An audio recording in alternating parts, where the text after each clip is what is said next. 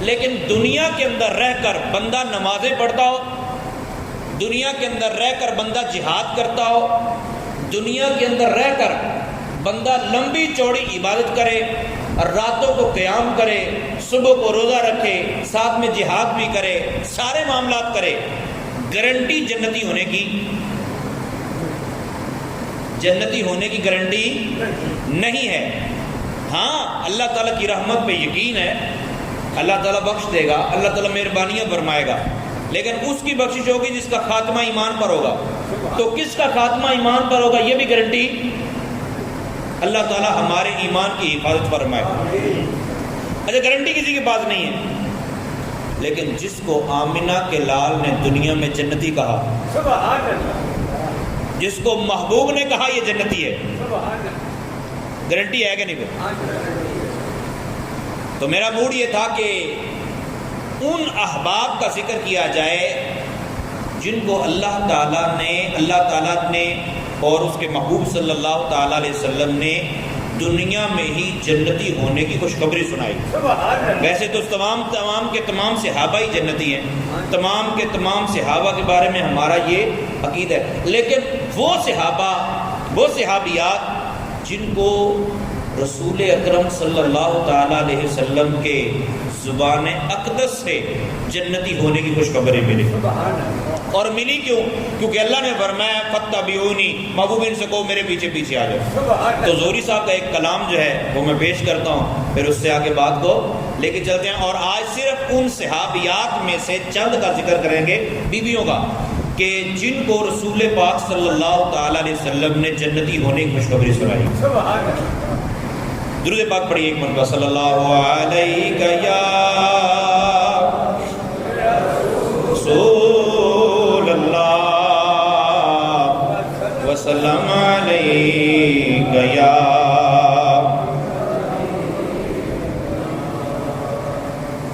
تیرے قدموں میں آنا میرا کام تھا، تیرے قدموں میں آنا میرا کام تھا، میری قسمت جگانا تیرا کام ہے۔ اللہ نے فرما دیا محبوب کے پیچھے آؤ، ہمارا کام ہے، ہم حاضر خدمت ہو گئے، اب آگے لے کے چلنا تو محبوب کی مرضی ہے نا۔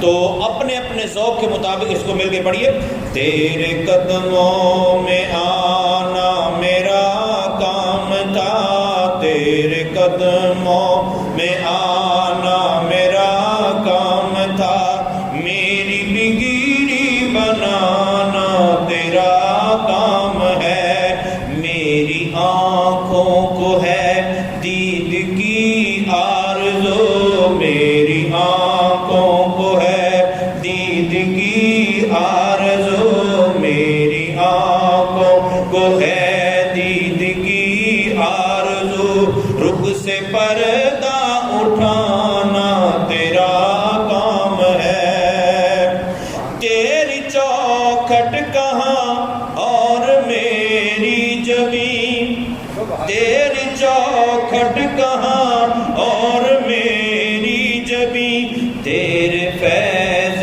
کرم کی تو حد ہی نہیں، تیرے فیض کرم کی تو حد ہی نہیں، جن کو دنیا میں کوئی نہ اپنا کہے، جن کو دنیا میں کوئی نہ اپنا کہے، جن کو دنیا میں کوئی نہ اپنا کہے، ان کو اپنا بنانا تیرا کام ہے، میرے دل میں تیری یاد کا راج ہے۔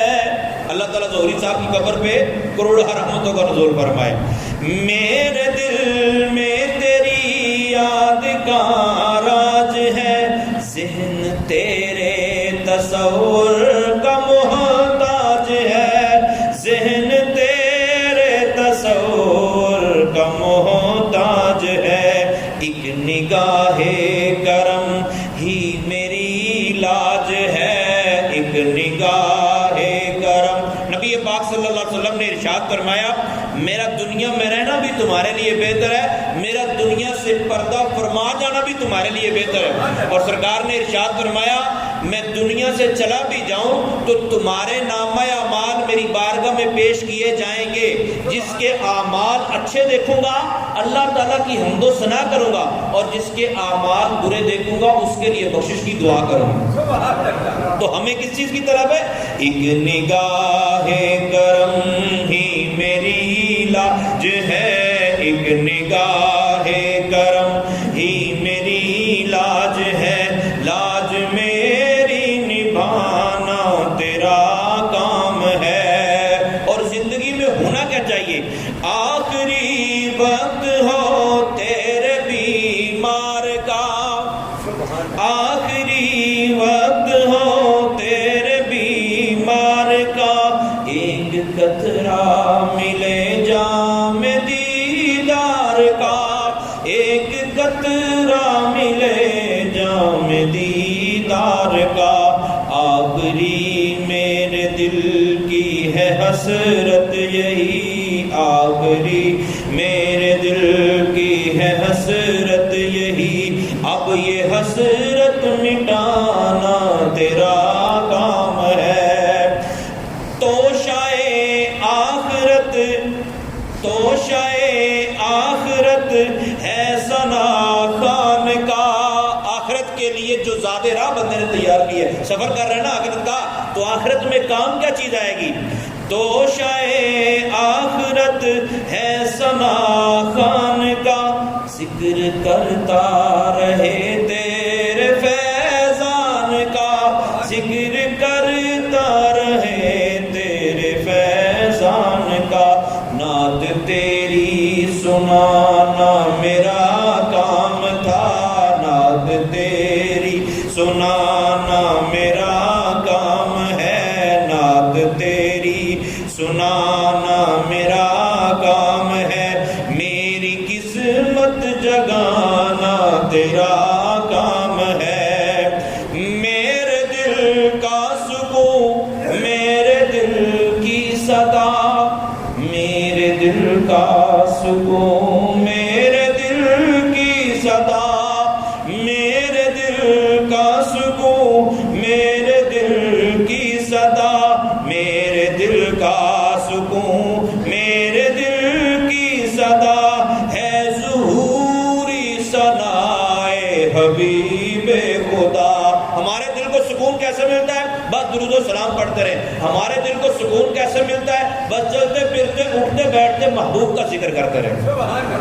میرے دل کا سکون، میرے دل کی صدا ہے ظہوری ثنائے حبیب خدا، ہے ثنائے حبیب خدا۔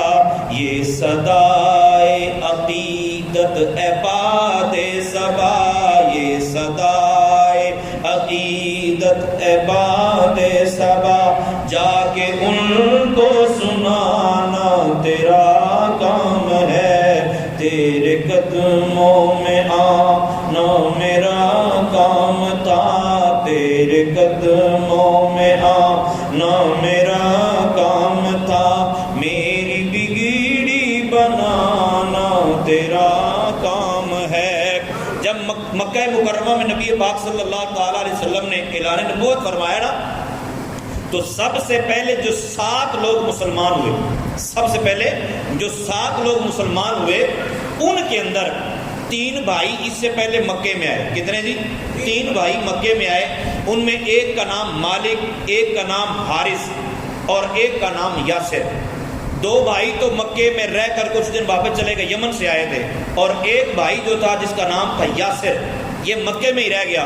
پھر مکے میں کافی عرصہ تک جب ٹھہرے رہے تو ان کی شادی حضرت سمیہ کے ساتھ ہو گئی، جو ایک لونڈی تھی حضرت ابو حذیفہ کی۔ حضرت ابو حذیفہ نے پھر ان کو آزاد کر دیا، شادی کے بعد آزاد کر دیا، تو یہ دونوں میاں بیوی پرسکون طریقے سے زندگی گزارنے لگے۔ اللہ تعالیٰ نے ان کو ایک بیٹا عطا فرمایا، ایک بیٹا عطا فرمایا، ایک کا نام حریث، ایک کا نام عبداللہ اور ایک کا نام عمار۔ یہ 3 بیٹے آپ کے ہاں ہوئے۔ پھر حریث کو تو پہلے کسی نے قتل کر دیا اسلام کے زمانے سے پہلے. جب نبی پاک صلی اللہ تعالیٰ علیہ وسلم نے اسلام کی دعوت دی نا تو حضرت یاسر رضی اللہ تعالیٰ عنہ اور حضرت سمیہ یہ دو غریب خاندان کے لوگ تھے، اور انہوں نے 60 جنہوں نے کلمہ پڑھا ان میں سے یہ 2 ایسے تھے جنہوں نے رسول پاک صلی اللہ علیہ وسلم کی بارگاہ میں حاضر ہو کر کلمہ پڑھ کے اسلام قبول کیا. اور جب انہوں نے اسلام قبول کیا تو یہ بہت غریب تھے، اور غریب پہ آپ کو پتہ زور بہت جلدی چڑھ جاتا ہے. سامنے جس کے پتہ ہونا کہ تھپڑ پڑیں گے، ڈنڈا چلے گا، تو وہاں بندہ کہتا ہے اچھا کر لیتے ہیں، اس کا بھی حل کر لیتے ہیں. لیکن جب کوئی غریب ہوتا ہے تو پھر اس میں چڑھائی ہو جاتی ہے. تو یہ مدینے کے 2 غریب لوگ، اور انہوں نے جب کلمہ پڑھا تو ان کے بچوں نے بھی کلمہ پڑھا، ان کے بچوں نے بھی کلمہ پڑھ لیا. اب بچے بہت چھوٹے چھوٹے تھے، بچوں نے کلمہ پڑھا. اب ان کو بچوں کو تو وہ کمال مل گیا کہ لا الہ الا اللہ پڑھنا. تو یہ بچے پڑھتے جب مکے کی گلیوں میں نکلے نا، اب بچوں کو کیا پتا کہ یہ باہر بولنا ہے یا نہیں بولنا. تو نبی پاک صلی اللہ تعالیٰ علیہ وآلہ وسلم نے جو اعلان نبوت فرمایا تھا، جو کلمہ توحید کا ورد سرکار نے حضرت یاسر کو بتایا، حضرت سمیہ کو بتایا، وہ بچے بھی گنگنانے لگے مکے کی گلیوں میں. ابو جہل کو جب پتہ چلا تو انہوں نے بچوں کو مارنا شروع کیا. ذرا بچوں کو مار پڑے تو کون سا باپ ہے یار برداشت کرے گا. حضرت یاسر بھاگے ہے اور آگے فرمایا میرے بچوں کو کیوں مارتا ہے؟ اس نے کہا تمہیں پتہ نہیں تم نے کیا کیا ہے؟ تیرا بچہ کلمہ پڑھ رہا ہے. تو انہوں نے کہا کلمہ تو ہم نے بھی پڑھا ہے. حضرت یاسر کو مارنا شروع کر دی، اذیتیں دینی شروع کر دی، تکلیفیں دینی شروع کر دی. پھر حضرت سمیہ آئی تو ان کو بھی حضرت سمیہ کے بارے میں تو آتا ہے کہ ان کو بہت زیادہ سدوکوب کیا گیا، بہت زیادہ تکلیفیں دی گئی. حتیٰ کہ حضرت سمیہ چونکہ یہ عورت تھی تو ان کے اوپر غصہ زیادہ آیا کہ یہ عورت ہو کے سردار صاحب کے سامنے بول رہی ہے. تو ابو جہل نے 2 اونٹ منگوائے اور 2 اونٹ منگوا کے دونوں ٹانگیں باندھ دی، دونوں ٹانگیں باندھی، اور باندھنے کے بعد پھر مخالف سمت میں اونٹوں کو دوڑا دیا. حضرت سمیہ رضی اللہ تعالی عنہا کا جسم 2 ٹکڑے ہو گئے.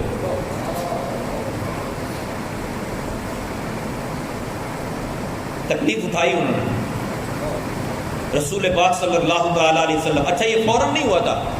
حضرت یاسر رضی اللہ تعالیٰ عنہ، حضرت آپ کے بچے اور حضرت سمیہ کو جب مارا پیٹا جاتا نا، وقتاً بلا کے تکلیفیں دی جاتی، تو میرے آقا صلی اللہ تعالیٰ علیہ وآلہ وسلم ارشاد فرمایا کرتے تھے اے آل یاسر صبر کرو، اے آل یاسر صبر کرو. میں یہاں تو تمہیں اس مصیبت سے نجات نہیں دلا سکتا، ابھی آزمائش ہے، اجازت نہیں تھی، لیکن میں تم سے وعدہ کرتا ہوں کہ جنت تمہیں لے کے دوں گا. میرے آقا صلی اللہ تعالیٰ علیہ وسلم نے وعدہ کیا. دیکھو آج کوئی جتنی مرضی تکلیف اٹھا لے اسلام کی خاطر، جتنی مرضی کوئی پریشانی اٹھا لے، لیکن جنت کی گارنٹی اس کو مل جائے ایسا ممکن نہیں ہے. مگر آمینہ کے لال نے جس کو فرمایا اس کے لیے تو جنت پکی ہو گئی نا. حضرت سمیہ رضی اللہ تعالیٰ عنہا کو شہید کر دیا گیا، اور یہ اسلام کی پہلی شہیدہ تھی، اسلام کی پہلی شہید خاتون. نبی پاک صلی اللہ تعالیٰ علیہ وآلہ وسلم کے غلام حضرت یاسر رضی اللہ عنہ، وہ بھی تکلیف برداشت کرتے کرتے پھر ایک دن اس دار فانی سے کوچ کر گئے. حضرت عمار رضی اللہ تعالیٰ عنہ پھر جب میدان بدر میں کھڑے تھے نا، حضرت عمار پوچھا کرتے تھے، حضرت یاسر بھی پوچھا کرتے تھے یا رسول اللہ صلی اللہ علیہ وسلم، یہ تکلیفوں اور یہ مصائب کے جو پہاڑ ہم پر توڑے جا رہے ہیں یا رسول اللہ یہ کب دور ہوں گے؟ اور سرکار کے پاس جب بھی آگے کہتے سرکار فرماتے صبر کرو، سرکار فرماتے صبر کرو، یہ دنیا کی تکلیفیں ہیں لیکن جنت کی گارنٹی میں تمہیں لے کر دیتا ہوں.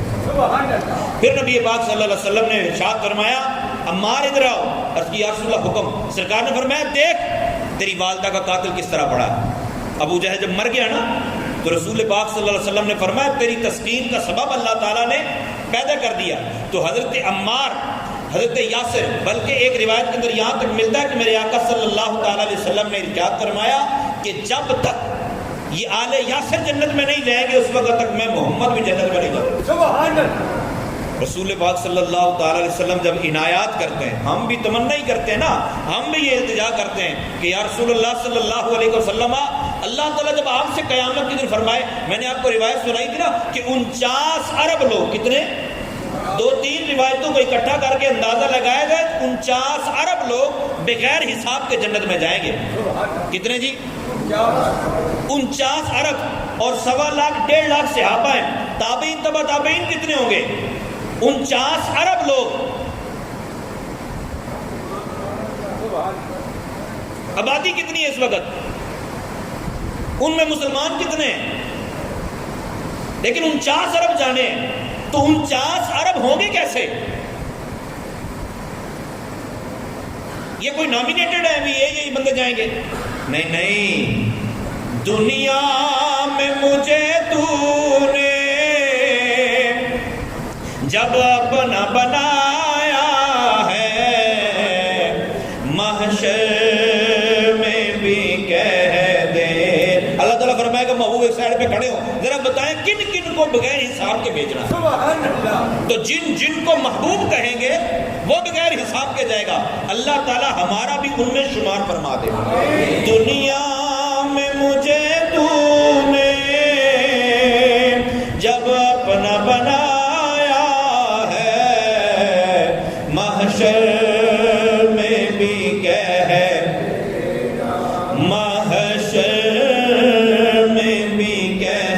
دینا یہ ہے میرا دیوانہ محشر میں بھی کہہ دینا یہ ہے میرا دیوانہ. نبی پاک صلی اللہ تعالی وسلم نے جب ہجرت فرمائی نا، مکے سے ہجرت فرمائی، تو ہجرت فرمانے کے لیے رات کے وقت رسول پاک صلی اللہ علیہ وسلم نے ذات راہ باندھا. اور ذات راہ باندھنے کی ڈیوٹی کس کی تھی؟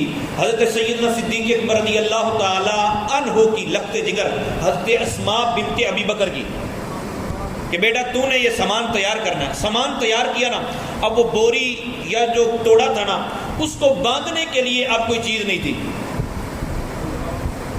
اور گھر میں رسی بھی نہیں تھی، اور رازداری کی حالت یہ تھی کہ کسی کو بتا بھی نہیں سکتے تھے. اس ہاتھ والے محلے والے میں کسی کو جا کے بتائیں کہ اس طرح بوری کو باندھنے کے لیے، بوری کی کرنی، رسی کی کرنی. تو کمر بند جو آپ کا تھا حضرت اسماء رضی اللہ تعالیٰ عنہ کا، اس وقت کپڑے عام نہیں ہوتے تھے، جو آپ کا کمر بند تھا آپ نے اس کو 2 حصے کیا اور ایک حصے سے بوری باندھ دی.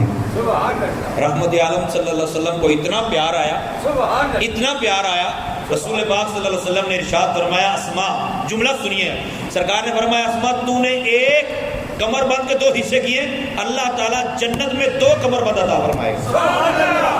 کمر بند تو نہیں نا، اصل کا مسئلہ کمر بند کا نہیں ہے، اصل مسئلہ تو یہ ہے کہ تجھے جنت بھی ملے گی اور کمر بند بھی ملیں گے. کتنی سی بات سے محبوب نے جنت عطا فرما دی. یہ کمال سرکار کا ہی ہے. غلط فیڈ کر رہے ہیں وہ مولوی جو کہتے ہیں نبی کے چاہنے سے کچھ نہیں ہوتا. نبی کے چاہنے سے تو ہوا یہ سارا کچھ. نبی پاک صلی اللہ تعالی علیہ وآلہ وسلم نے ایک مرتبہ ارشاد فرمایا، سیدنا صدیق اکبر رضی اللہ تعالیٰ عنہ کی جو بیوی تھی ام رومان، حضرت اماں عائشہ صدیقہ رضی اللہ تعالی عنہا کی والدہ، سیدنا صدیق اکبر رضی اللہ تعالیٰ عنہ کے بارے میں تو آپ نے عام سنا ہوگا نا کہ سرکار نے فرمایا ابو بکر جنتی ہے. ام رومان، ان کے بارے میں سرکار نے کیا فرمایا؟ اچھا ایک بات یہ ہے کہ سرکار کے فرمانے سے ویسا ہو گیا، ایک تو یہ ہے. دوسرا یہ ہے کہ جو قیامت کے بعد ہونا ہے محبوب نے وہ بتا دیا. رسول پاک صلی اللہ علیہ وسلم نے ارشاد فرمایا، جس نے جنت کی حور کو دیکھنا ہو وہ ام رومان کو دیکھ لے. پر جنت کی حور جنت میں جائے گی؟ معاذ اللہ، ایسا ممکن ہی نہیں ہے. میرے آقا صلی اللہ علیہ وسلم نے ارشاد میں جس نے جنت کی حور کو دیکھنا ہو وہ ام رومان کو دیکھ لے. اور حضرت عائشہ صدیقہ رضی اللہ تعالی عنہا رحمت عالم صلی اللہ تعالی علیہ وآلہ وسلم کے بارے میں ایک بات بتاتی ہیں، کہتی ہیں کہ مجھے کبھی بھی سرکار کی کسی بیوی پر اتنی غیرت نہیں آئی جتنی حضرت خدیجہ رضی اللہ تعالی عنہ کے بارے میں آتی تھی. رسول پاک صلی اللہ علیہ وسلم بیٹھے بیٹھے تذکرہ کرتے رہتے. ایک دفعہ نبی پاک صلی اللہ علیہ وسلم نے حضرت خدیجہ رضی اللہ عنہ کا ذکر شروع کیا. ایک بیوی کے سامنے دوسری کا ذکر. تو عائشہ صدیقہ رضی اللہ تعالیٰ عنہ عرض کرتی ہے کہ آپ کیا ایک بوڑھی عورت کا ذکر کرتے رہتے ہیں. نبی پاک صلی اللہ علیہ وسلم کے چہرے کا رنگ سرخ ہو گیا. حضرت اماں عائشہ صدیقہ رضی اللہ عنہ فرماتی ہے میں نے من میں اللہ تعالیٰ سے کہا مولا کریم آج اگر تیرا محبوب راضی ہو جائے اور مجھے معاف کر دینا, اس کے بعد میں کبھی ایسے الفاظ زبان سے نہیں نکالوں. تو محبوب پاک علیہ السلام نرم ہو گئے. سرکار دو عالم صلی اللہ علیہ وسلم نے فرمایا عائشہ تو نے کیسے بات کر دی؟ خدیجہ وہ عورت ہے جب لوگوں نے مجھے جھٹلایا تو سب سے پہلے خدیجہ رہی تو مجھ پر ایمان قبول کیا. مجھ پر ایمان سب سے پہلے وہی لائی. اور جب لوگوں نے اپنا مال مجھ سے روک لیا تو خدیجہ نے اپنا سب کچھ مجھ پر قربان کیا.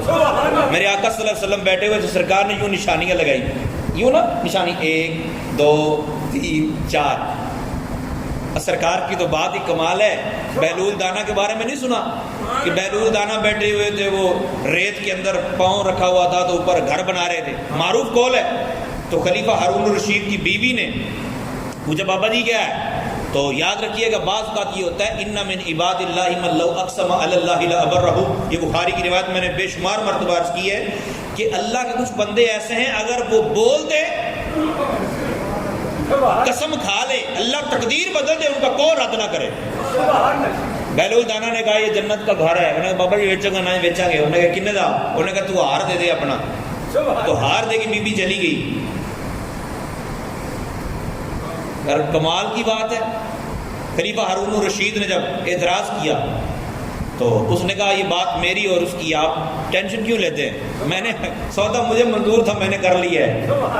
تو خواب دیکھا خلیفہ ہارون الرشید نے, خواب دیکھا تو دیکھا کہ جنت کا محل ہے. تو محل میں جب داخل ہونے لگے تو انہوں نے کہا یہ محل صرف زبیدہ خاتون کا ہے, یہ آپ کا نہیں. انہوں نے کہا زبیدہ خاتون کا کیسے ہو گیا؟ انہوں نے کہا وہ کل ہی تو خریدا ابھی, یہ تو ابھی انہوں نے خریدا ہے. دوسرے دن بہلول دانا کے پاس پہنچے تو کہا جی کیا کر رہے ہیں؟ انہوں نے کہا جی گاڑی بنا رہا ہوں. ایک کام کہا, انہوں نے جنت کا گھر ہے, انہیں خریدنا چاہتا ہوں. میں اچھا کتنے میں خریدوں؟ انہوں نے کہا آپ قیمت بتائیں. بابا جی نے بولا تیری سلطنت. انہوں نے کہا جی اتنی دیر سے ایک دن جی اتنی مہنگائی ہوگی, اتنا ڈالر ہوتے چلا گیا ہے, ایک دن میں سارا کچھ بدل گیا جی. انہوں نے فرمایا کہ انہوں نے بن دے کے سودا کیا تھا. انہوں نے, ہم سارے وہ ہیں جو عشق رسول میں بن دے کے سودے کرتے ہیں. ورنہ بعض بدقسمت ایسے بھی ہوتے ہیں بیچارے دیکھ کے بھی ماننے میں نہیں ہے تو پھر معجزہ ہی ہے نا, اے تو کوئی سرکار کا کمال تو نہیں ہے نا, اے تو صرف معجزہ ہی ہے. مطلب وہ معجزے کو بھی سرکار کا کمال نہیں سمجھتے, جان چھڑاتے. اللہ محفوظ فرمائے. تو وہ بن دے کے, اس نے بن دے کے مانا ہے, اس لیے ریٹ سستا تھا اور آپ دیکھ کے آ رہے ہیں. اچھا آپ واقعہ تو اتنا ہی ہے, لیکن میں کبھی کبھی سوچتا ہوں پھر خلیفہ ہارون رشید نے خریدا کوئی نہیں, اور نے کیا کوئی سودا کو کار ہی لیا ہونا ہے کہ آپ کوئی نرمی کرتے تو بابا جی نے نرمی کرنی تھی تو کر لی ہوگی. خیر یہ عرض میں کر رہا تھا کہ نبی پاک صلی اللہ تعالی علیہ وسلم کے کمالات, آپ کے معجزات کو سن کر خوش ہونا چاہیے. اور یہ بات یاد رکھیے جس کو جو بھی ملا ہے وہ آمنہ کے لال کے صدقے میں ملا ہے. میاں محمد بخش رحمۃ اللہ تعالی تیمم کرتے ہیں, تیمم کا طریقہ کار ہی ہوتا ہے, دیکھیں مٹی کو نا ایسے تو مٹی ہاتھوں پہ ملنا, اس کا نام تیمم ہے. چہرے پہ ملنا, اس کا نام تیمم ہے. تو تیمم, اب شعر آپ کو سمجھ آئے گا کہ یہ عیسیٰ علیہ السلام کا کمال, مردوں کو زندہ کرنا, بیماروں کو شفا دینا, یہ سارے کمالات ان کو کہاں سے ملے؟ تو میاں صاحب فرماتے ہیں کہ عیسیٰ خاک اونا دے در دی, عیسیٰ خاک اونا دے در دی, ات گھن تیمم کر دا تائی دست مبارک اس دا پہ مردے زندہ کر دا. ہمیں تو ان کے پاس بیٹھنا جن کا عقیدہ یہ ہو کہ بھائی عیسیٰ علیہ السلام کا کمال بھی اس لیے ہے کہ وہ مدینے کی مٹی کو اپنے لیے ذریعہ نجات سمجھتے ہیں.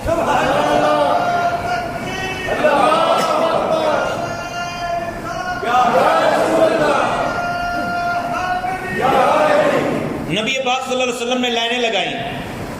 صحابہ نے پوچھا یا رسول اللہ یہ لائنیں کس چیز کی ہیں؟ یہ 4 لائنیں جو آپ نے لگا دی. سرکار نے فرمایا ان 4 لائنیں تو پتہ کون مراد ہے؟ یا رسول اللہ حکم فرمائے. سرکار نے فرمایا جنتی عورتیں. یہ 4 لائنوں سے مراد جنتی عورتیں ہیں. ابھی جنت تو قیامت کے بعد ملے گی نا. ہمیں تو یہ سمجھایا جا رہا ہے کل کیا ہونا یہ نبی کو نہیں پتا. تو کل بھی چھوڑنا جو قیامت 50,000 سالہ دن گزر جائے گا, گزرنے کے بعد جو ہوگا آمینہ کے لحاظ تو وہ بھی جانتے ہیں. سرکار دو عالم صلی اللہ علیہ وسلم نے ارشاد فرمایا اس سے ایک تو مراد ہے فرعون کی بیوی حضرت آسیہ, وہ بھی جنت میں جائے گی. دوسرا اس سے مراد ہے حضرت مریم رضی اللہ عنہا, اور تیسرا اس سے مراد حضرت خدیجہ, اور چوتھی سے مراد میری لخت جگر حضرت فاطمہ. نبی پاک صلی اللہ علیہ وسلم نے ارشاد میں حضرت خدیجہ رضی اللہ تعالیٰ عنہ کا جب وصال ہونے لگا نا تو سرکار نے فرمایا خدیجہ جا کے تو اپنی سوتنوں کو میرا سلام کہنا. اپنی سوتنوں کو, سرکار کو یہ بھی پتہ ہے خدیجہ کہاں جائے گی, سرکار کو یہ بھی پتہ ہے کہ ان کی ملاقات بھی ہوگی, سرکار کو یہ بھی پتہ ہے کہ وہ کہاں پہ ہیں. تو یا رسول اللہ صلی اللہ علیہ وسلم میرے سے پہلے آپ نے کسی سے شادی کی ہے؟ سرکار نے فرمایا نہیں, تیرے سے پہلے دنیا میں کسی سے شادی نہیں کی, لیکن اللہ تعالیٰ نے میرا نکاح حضرت آسیہ اور حضرت مریم سے جنت میں کر دیا. یہ رسول پاک صلی اللہ علیہ وسلم کو اللہ تعالیٰ نے کمالات عطا فرمائے. سرکار کی نگاہ کہاں جاتی ہے اور کتنے ہزاروں سال بعد کی بات کو سرکار پہلے سے جانتے ہیں. رسول پاک صلی اللہ تعالیٰ علیہ وسلم کے غلام حضرت سودا بنت زمع رضی اللہ تعالیٰ عنہ, ان کی اپنے چچا کے بیٹے سے شادی ہوئی. ایک دن انہوں نے خواب دیکھا کہ رسول پاک صلی اللہ علیہ وسلم ان کے گھر آئے.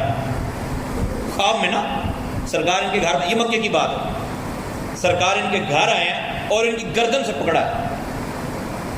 گردن سے پکڑا تھا, گردن سے پکڑا, اپنے شوہر کو اٹھ کے صبح خواب سنا دیے کہ خواب مجھے یہ ہے. میں پھر وہی عرض کروں گا, ہم نبی کے بارے میں وہ بات ماننے کو تیار نہیں ہیں جو اللہ نے نبی کے غلاموں کو فرما دیا. تو آپ کے شوہر نے آپ سے پتہ کیا کہا؟ آپ نے فرمایا اگر تو نے یہ خواب دیکھا ہے تو اس خواب کی تعبیر یہ ہے کہ ان قریب میرا انتقال ہو جائے گا اور تیری شادی رسول پاک صلی اللہ علیہ وسلم کے ساتھ. آپ کہتی مہکی بکی رہ گئی, یہ ممکن کیسے؟ کہتے پھر میں نے خواب دیکھا کہ میں آسمان سے چاند میری گود میں اتر آیا. میں نے یہ بھی خواب اپنے شوہر کو سنایا. انہوں نے پھر یہ کہا اگر یہ خواب سچ ہے تو نے دیکھا ہے تو ان قریب میرا انتقال ہو جائے گا اور تیری شادی نبی پاک صلی اللہ تعالی وسلم کے ساتھ ہوگی. خیر اسی طرح ہی ہوا, وہ بیمار ہوئے اور اچانک ان کا انتقال ہو گیا. آپ فرماتی ہے کہ میں بھی پریشان تھی تو میری ایک سہیلی تھی حضرت خولا, یہ عثمان بن مظعون رضی اللہ تعالیٰ عنہ کی زوجہ تھی. وہ رسول پاک صلی اللہ علیہ وسلم کی بارگاہ میں حاضر ہوئی. یا رسول اللہ صلی اللہ علیہ وسلم حضرت خدیجہ کا انتقال ہو گیا ہے, تو ان کے انتقال کے بعد آپ غمگین بھی رہتے ہیں, گھر کے معاملات بھی ہیں, تو آپ شادی کیوں نہیں کر لیتے؟ تو رسول پاک صلی اللہ علیہ وسلم نے فرمایا کس سے کروں؟ تو وہ عرض کرنے لگی اگر سودا بنت زمع سے میں بات کروں. سرکار نے فرمایا ٹھیک ہے. حضرت سودا بنت زمع کے پاس وہ چلی گئی تو جا کے یہ گزارش کی کہ اس طرح معاملہ ہے. تو انہوں نے کہا کس سے کروں میں نکاح؟ نے کہا رسول پاک صلی اللہ علیہ وسلم سے. کہتی وہ خواب میرے ذہن میں آئے فوراً اور کہنے لگی کہ آپ فرماتی میں نے خود کہا کہ یہ کیسے ممکن ہے بھلا سرکار کی بارگاہ میں مقبول ہو جاؤں؟ نے کہا نہیں رسول پاک صلی اللہ علیہ وسلم سے میں نے بات کر لی ہے. انہوں نے کہا ٹھیک ہے یہ معاملہ, لیکن میرے والد صاحب سے ایک مرتبہ بات کر لوں. تو آپ کے والد نبینا تھے.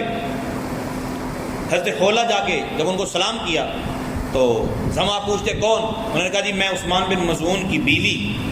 نے کہا جی بیٹا حکم. نے کہا بابا جی میں اس حوالے سے بات کرنے آئی ہوں. تو انہوں نے کہا رشتہ تو بہت اچھا ہے لیکن تو اپنی سہیلی سے پوچھ لے. سہیلی نے بھی سبق دیا کہ میرے ابا سے پوچھ لو, اور ابا نے بھی کیا کہا سہیلی سے مشورہ کر لو, رشتہ اچھا ہے. رسول پاک صلی اللہ علیہ وسلم سے نکاح ہو گیا. اب اتنی سی بات سے آپ کو جنتی کو نہیں خوشخبری کیسے ملی؟ نبی پاک صلی اللہ علیہ وسلم نے فرمایا اللہ تعالیٰ نے مجھے فرمایا محبوب جنتی عورت کے علاوہ کسی سے شادی نہیں کرنی. جنتی عورت کے علاوہ کسی سے شادی نہیں کرنی. رب تعالیٰ کو یہ گوارا ہی نہیں ہے. لوط علیہ السلام کی بیوی جہنم میں، لیکن جس کا تعلق محبوب سے ہو گیا، جو محبوب کی بیوی بنی، رب تعالیٰ نے پتہ کیا فرمایا؟ ہم تو اس مسئلے کو آج تک حل نہیں کر سکے. نہیں جی نبی ساڈے رنگا، نبی ساڈے رنگا. ہماری تو ان جانوروں سے جان بھی نہیں چھوٹی. اللہ کیا فرما رہا ہے؟ یا نساء النبی لستن کاحد من النساء. ایمانداری سے بتائیے گا، اللہ فرماتا ہے اے میرے نبی کی بیویوں تم دوسری عورتوں کی طرح نہیں ہو.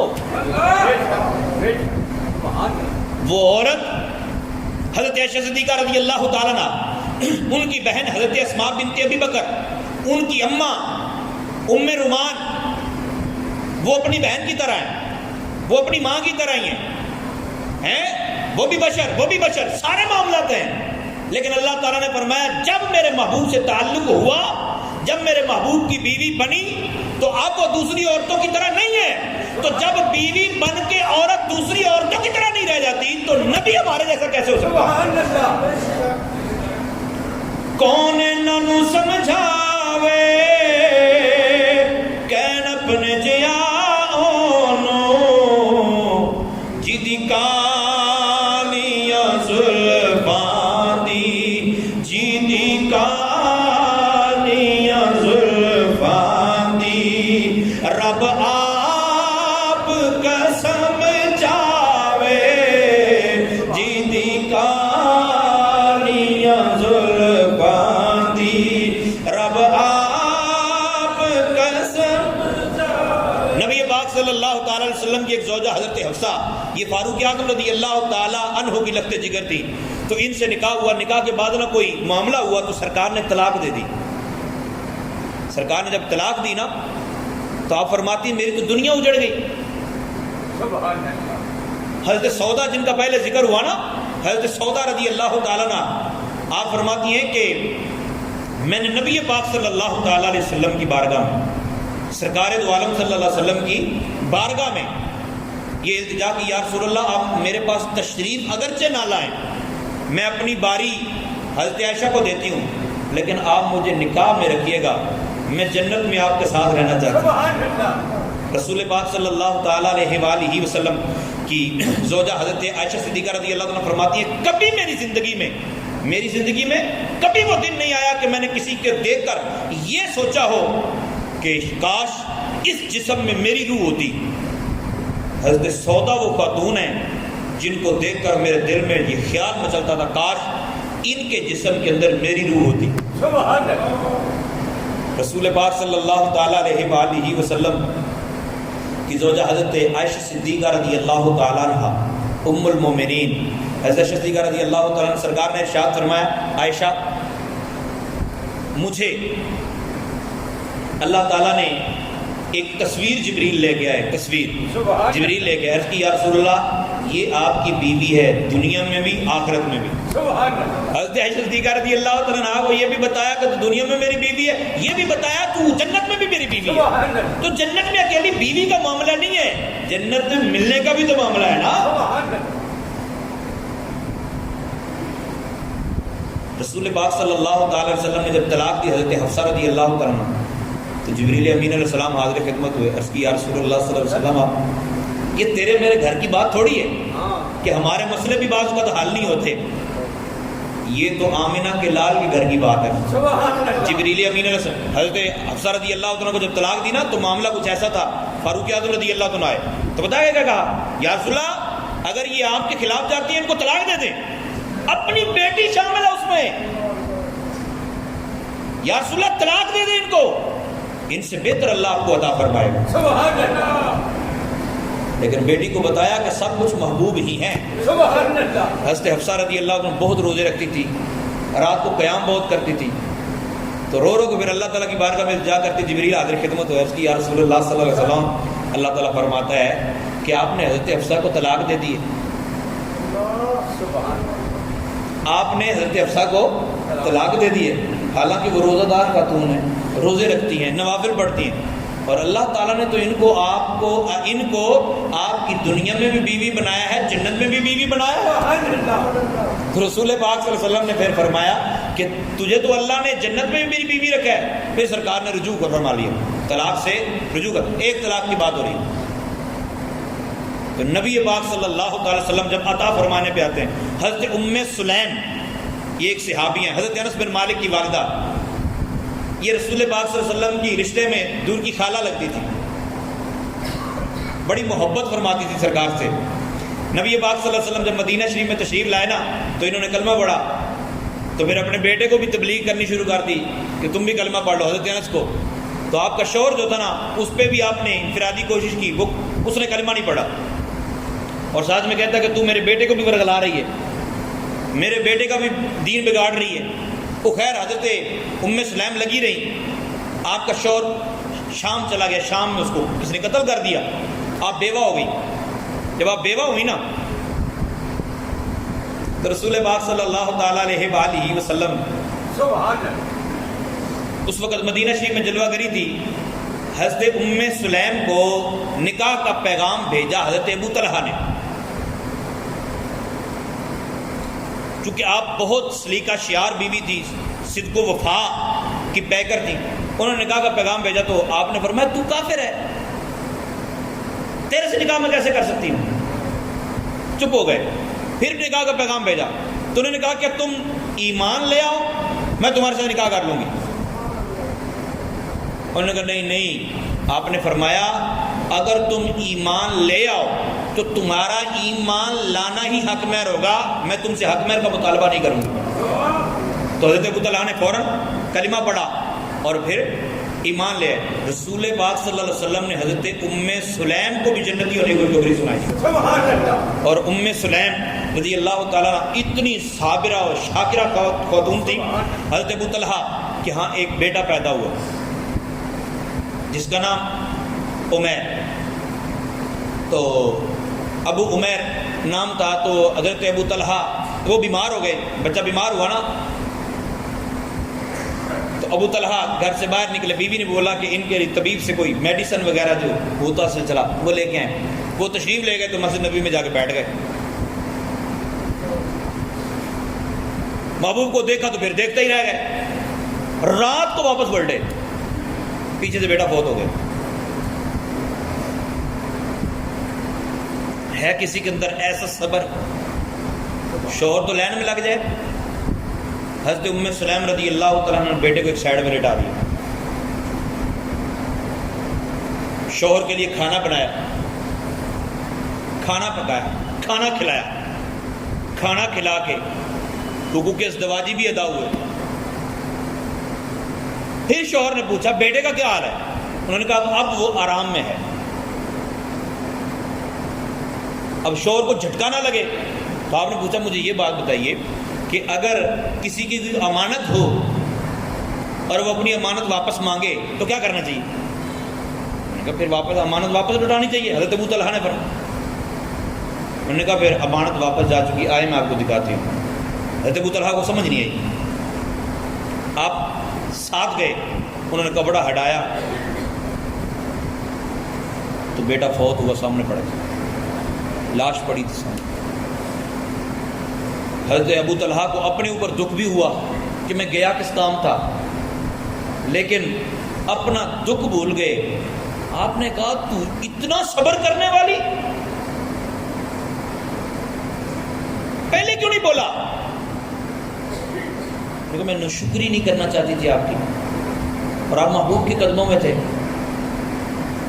حضرت ابو طلحہ جب صبح سرکار کی بارگاہ میں پہنچے، سرکار نے ارشاد فرمایا بغیر پوچھے، سرکار نے ارشاد فرمایا ابو طلحہ اللہ تعالیٰ تجھے بیٹا بھی عطا فرمائے گا، برکت بھی عطا فرمائے گا۔ جب ایسی صابرہ و شاکرہ ہوں گی تو پھر انعام ایسے ہی ملتے ہیں۔ رسول پاک صلی اللہ تعالیٰ علیہ وسلم ایک بی بی تھی حضرت ام حرام بنت ملحان، بخاری شریف کی روایت ہے، جو روایت پیش کی جاتی ہے نا کہ سرکار نے فرمایا جو سمندری جہاد پہ سب سے پہلا لشکر جائے گا اس میں جو بھی شریک ہوگا وہ سارے جنتی ہوں گے. اس لشکر کی بات ہو رہی. نبی پاک صلی اللہ تعالی وسلم کسی عورت کے گھر میں، کیونکہ سرکار کے لیے تو کوئی غیر محرم نہیں تھا نا، نبی پاک صلی اللہ علیہ وسلم کے تو معاملات ہی الگ، سارے آپ کی ملکیت ہے. تو رسول پاک صلی اللہ علیہ وسلم کی ایک جواب ہے. دوسرا جواب یہ ہے کہ رسول پاک صلی اللہ علیہ وسلم کی رشتہ داری ہو. سرکار ام حرام بنت ملحان کے گھر میں دوپہر کو عموماً کیلولا کرنے کے لیے تشریف لے جاتے تھے، آرام کرنے کے لیے. سایہ ہوگا تو وہ سرکار کے لیے پہلے سے بستر بچھا دیا کرتے تھے. سرکار جا کے لیٹ جاتے. نبی پاک صلی اللہ علیہ وسلم تشریف لے گئے، آپ جا کے لیٹ گئے. لیٹے تو تھوڑی دیر بعد آپ اٹھے اور مسکرا پڑے. ام حرام بنت ملحان کہتی ہیں یا رسول اللہ خیریت ہے؟ آپ مسکرائے ہیں. سرکار نے فرمایا ہاں، میں نے ابھی خواب کے اندر اپنی امت کے ایک لشکر کو سمندری جہاد پر روانہ ہوتے دیکھا ہے، اور جو اس لشکر میں شریک ہوگا جنتی ہوگا. جو اس لشکر میں شریک ہوگا وہ یزید اس میں نہیں تھا. خیر یہ تو زبردستی ڈالا جا رہا ہے رشتہ داری نبھانے کے لیے، چلو اے بھی پاس ہو ہی جائے. رسول پاک صلی اللہ علیہ وسلم نے جب یہ ارشاد فرمایا نا، تم میں حرام بنت ملحان کہتی یا رسول اللہ دعا فرمائے میں ان میں سے ہو جاؤں، میں جنتی ہو جاؤں. رسول پاک صلی اللہ علیہ وسلم پھر لیٹ گئے، جواب دیے بغیر. سرکار پھر لیٹ گئے، پھر لیٹے، تھوڑی دیر بعد پھر اٹھے، پھر مسکرائے. یا رسول اللہ اب کیا ہوا؟ نبی پاک